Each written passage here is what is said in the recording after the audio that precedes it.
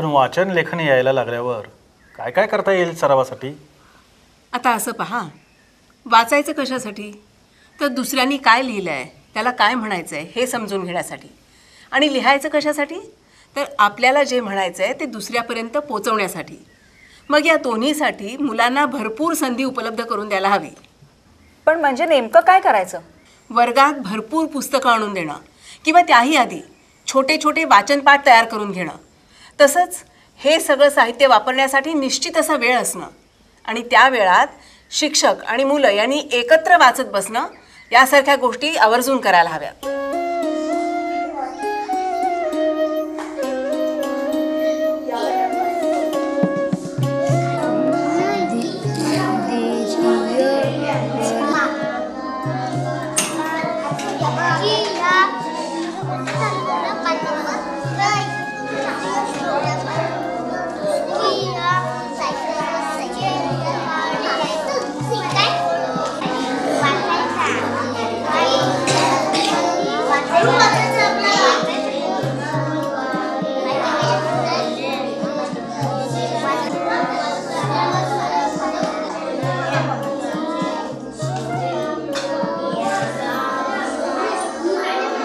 वाचनपाठ म्हणजे काय?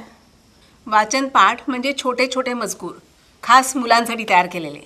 त्याची छोटी छोटी कार्ड तयार करून घ्यायची आणि मुलांना द्यायची वाचायला. हो, आम्ही पाहिली ना वर्गात अशी बरीच कार्ड. मीही काही नमुने आणले तुम्हाला दाखवायला. आता ही कार्ड बघा. यात निवडलेल्या अक्षरांच्या गटांप्रमाणेच पाठ बनवलेत.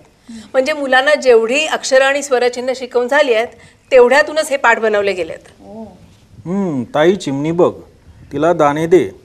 चिमणी ताई ये, दाणे घे, पाणी पी, दाणे घरी पण ने, पिलाला दे.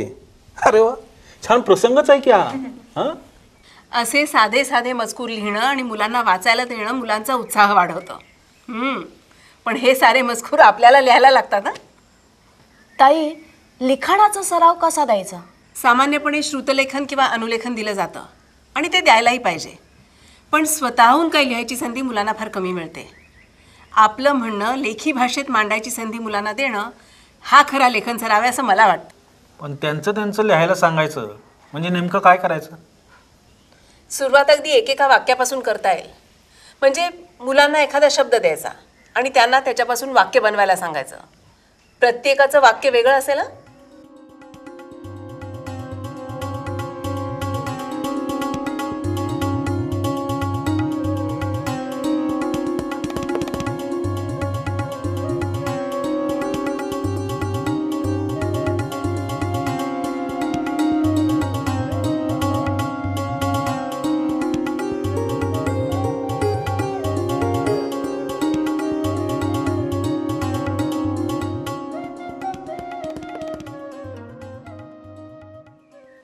म्हणजे आपलं म्हणणं स्वतःच्या शब्दात लिहायची ही पहिली पायरी आहे. बरोबर आहे.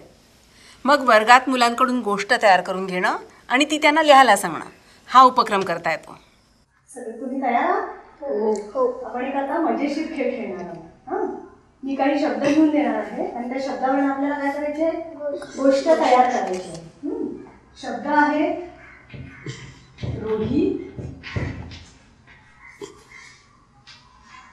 दगड,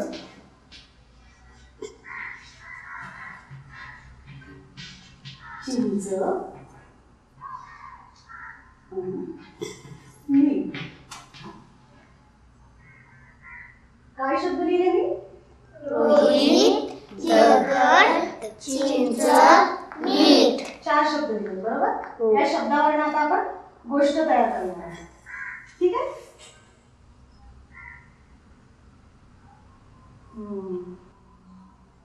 4 शब्द आहेत आपले. रोही, दगड, चिंच आणि मीठ. आता कोण सुरुवात करतं आधी? चालेल, परीक्षितनी सांगायचं. कुठून सुरुवात करणार आहे परीक्षित? मोठ्याने सांग. रोहित. बस, आता दुसरं कोणीतरी सांगणार आहे. हां, रोहित. परीक्षितनी काय वाक्य सांगितलं? रोहित एकदा चिंच पाडायला गेला. बरोबर. आता ह्याला पुढचं वाक्य कोण जोडतं? हर्षद. रोहितने दगड गोळा केले. हां, रोहित एकदा चिंच पाडायला गेला. दुसरं वाक्य काय सांगितलं हर्षदने? रोहितने दगड गोळा केले. बरोबर. आता तिसरं वाक्य कोण सांगतं? हां चालेल, कृपा सांग. रोहितने चिंचा पाडल्या. काय झालं? पहिलं वाक्य काय होतं आपलं? चिंचा पाडायला गेला. आणि दुसरं हर्षदचं वाक्य काय होतं? दगडे गोळा केली. आणि कृपाचं वाक्य रोहितने काय केलं? पाडल्या.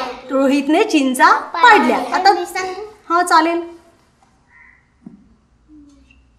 रोहितने मीठ लावून खाल्लं. याचं वाक्य अजून कोण दुरुस्त करतो? छान. मी एक मिनिट, तुमच्याशिवाय अजून कोण दुरुस्त करते? तू करशील? हां चालेल, सांग ना. संजय सांग.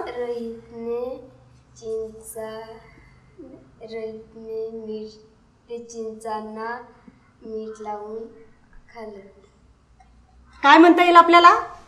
रोहितने चिंचांना मीठ लावून खाल्ल्या. रोहितने चिंचांना मीठ लावलं आणि चिंचा खाल्ल्या.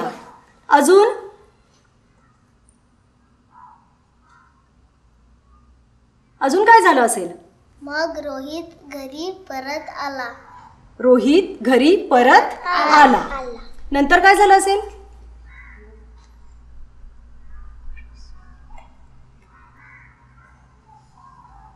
घरी आल्यावर आई घरात असेल ना? आई बाबा घरात असतील की नाही? काय म्हणाले असतील रोहितला? रोहित तू एवढा वेळ कुठे गेला होतास? बरोबर. मग रोहितनी काय सांगितलं असेल? कोण सांगेल? एक मिनिट सांगशील प्रथमेश? रोहितने सांगितले मी चिंचा पाडायला गेलो. बरोबर. मी चिंचा पाडायला गेलो होतो. मग आई काय म्हणाली असेल? काही म्हणाली असेल आई आईला? काही नसेल म्हणाली. बरं, मग कशी झाली आपली गोष्ट तयार? आता पहिल्यापासून पुन्हा सांगायची. परीक्षेचं पहिलं वाक्य काय होतं? रोहित चिंचा पाडायला गेला. नंतरचं वाक्य काय होतं? रोहितने चिंचा गोळा केल्या. रोहितने दगड गोळा केले. कृपाचं वाक्य काय होतं? दगडाने चिंचा पाडल्या. रोहितने दगडा पाडल्या. हा, रोहितने चिंचा पाडल्या. नंतर संजयचं वाक्य होतं ना? हा काय? चिंचांना मीठ लावून खाल्ल्या. हा, रोहितने चिंचांना मीठ लावलं आणि चिंचा खाल्ल्या. आणि हा, मग कोणाचं वाक्य होतं? हा सांग. रोहितने सांगितले. नाही, रोहित घरी आला ना? हे तन्मयचं वाक्य होतं. तन्मयचं वाक्य होतं. आता काय होतं तन्मय? नंतर रोहित परत घरी आला. घरी आला. रोहित घरी आला. मग आई बाबा घरात असतील ना? हा, मग प्रथमेशचं वाक्य काय होतं? रोहितने सांगितले की मी चिंचा पाडायला गेलो होतो. रोहितने काय सांगितलं आईला? मी चिंचा पाडायला गेलो होतो. झाली गोष्ट? छान झाली ना? चला टाळ्या वाजवा बघू.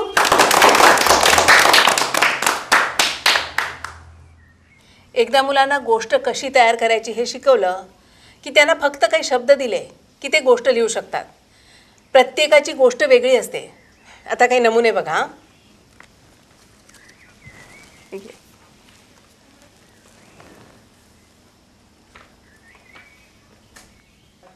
रोहित एकदा नदीवर चालला होता.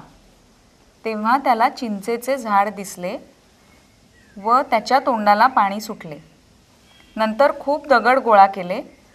त्याने दगडाने खूप चिंचा पाडल्या. घरी आल्यावर मीठ घेतली. मीठ लावून चिंचा खाल्ल्या. एका गावात एक रोहित नावाचा मुलगा राहत होता. एकदा तो जंगलात निघाला होता. एक त्याला चिंचेचे झाड दिसले. तो तिथे गेला. चिंचा त्याने खूप चिंचा पाडल्या. मग चिंचा घेऊन घरी आला. मग मीठ लावून चिंचा खूप खाल्ल्या. मग तिकडून आई आली. आईने रोहितला विचारले, रोहित चिंचा